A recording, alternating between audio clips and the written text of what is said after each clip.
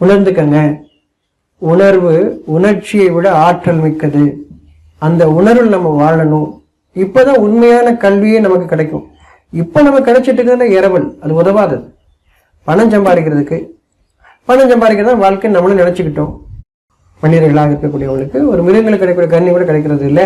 ஏன்னா அது உணர்வாக தான் இருக்கு. நம்ம தான் உணர்ச்சியில் இருக்கும். உணர முடியாதவர்களா இருக்கும். நீ போற இடம் பூரா சொல்லிட்டு தெரியாங்க, இந்த வீட்டுக்குள்ள வரும்போது எனக்கு கஷ்டமா இருக்கு இப்படிலாம் சொல்லி தெரியாதுங்க. அதுவும் சொல்லாதீங்க. நீங்க சுத்தமானவர் மாதிரியும் அடுத்தவங்களை குறை சொல்ற மாதிரியும் அந்த பேச்சும் கூடாது. அதுதான் முக்கியம். அது இவங்க சொன்னா எனக்கு மனசு கஷ்டமா இருக்குன்னு தெரியுதா இல்லையா? அப்ப நீங்க சொன்னாலும் அவங்க கஷ்டப்படுங்கிறது நமக்கு தெரியணும் இல்லையா? நான் எப்படி கஷ்டப்படுவனோ நீங்க உங்களுடைய பேச்சு செயல்கள்ல அது மாதிரி நான் சொன்னாலும் உங்களுக்கு கஷ்டப்படுவோம்னு எனக்கு தெரியணும் இல்லையா? அந்த புரிதலே இல்லைன்னா நீங்க என்ன அறிவு படைச்சவங்களாலும் என்ன பயன்? அதனால உங்கள் இறைவனிடமிருந்து உங்களுக்கு எந்த பயனும் இல்லை. உலகத்தின் சுகங்கள் உங்களுக்கு கிடைச்சிடும். ஆனா இறுதியில் எந்த சுகத்தும் கிடைக்காது. நாளைய வாழ்க்கை எந்த சுகமும் இல்லை, எந்த நன்மையும் இல்லை. அதன் கொண்டு உணர்வை கொண்டு வாழ்ந்து நம்ம வரணும். வரும் பொழுதுதான் அவருடைய நன்மை. குறை சொல்லதுக்கு நீங்க பயப்பட்டீங்க அப்படின்னா யாரையுமே குற்றம் சொல்ல மாட்டீங்க. நான் வந்தேன் எனக்கு வான்னு கூப்பிடல. குற்றம் பார்த்துக்கிட்டே இருக்கிறோம் நம்ம. இப்போ ஏன்னா நீங்க எதிர்பார்த்து வந்திருக்கீங்க, அதனால குற்றம் சொல்றீங்க. நீங்க கொடுக்கறதுக்கு வந்தீங்கன்னா குற்றம் சொல்ல மாட்டீங்க. இறைவன் எங்கேயுமே அவனுடைய வேதத்துல வாங்கணுங்கிற எண்ணம் சொல்லவே இல்லை. வாங்குங்க அப்படின்னு, கொடுங்கன்னா கொடுத்ததிலிருந்து கொடுங்கள். கொடுப்பதற்காக நீங்க போனீங்கன்னா குற்றம் சொல்ல மாட்டீங்க.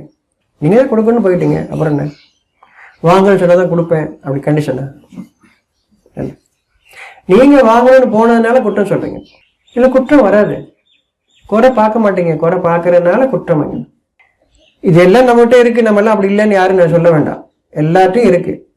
நம்ம இருந்து விடுபடணும். வேதத்தை கொஞ்சம் படிக்கிறதன் காரணமாக அந்த நேர்வழியில நடக்கிறதுக்கான முயற்சி பண்ணிட்டு இருக்கோம். நம்ம எல்லாரும் முதல்ல ஏத்துக்குவோம். ஆமா என்கிட்ட குறை இருக்குன்னு உள்ளுக்குள்ள யாரையும் சொல்லலாம் வேண்டாம். தேவையில்லை. இல்லை யார் நமக்கு மன்னிப்பு கொடுக்கறதுக்கு யாரெல்லாம் கிடையாது. நம்மளை படைச்சவன் தான் நமக்கு மன்னிப்பு. நம்மளை வாழ வச்சுட்டு இருக்காங்களே அதான் சாட்சியம். உணர்வு நீங்க இயங்குவீங்க. உணர்வு உங்களை சும்மா உட்கார வைக்காது. குற்றம் பார்க்க சொல்லாது, குறை சொல்லாது. உணர்வு இதைதான் வேதம் அறிவிச்சுக்கிட்டு இருக்கு. நம்ம வாழ்க்கையில நம்ம விரும்புறது அதுதான். அதற்கான பாதை பூரா உணர்ச்சியான பாதை நம்ம எடுத்திருக்கோம். வேதத்தை உருவகப்படுத்தி சொல்லி கொடுத்ததன் காரணமாக நம்ம உணர்ச்சியில் ஆயிட்டோம். உருவகப்படுத்தும் போது நீங்க அங்க இல்லை. ராமாயணத்துல ராமன் தான் இருக்க, நான் இங்க இல்லை. வேதம் நீங்க சொல்லக்கூடிய எந்த ஒன்றிலும் நீங்கள் இல்லை.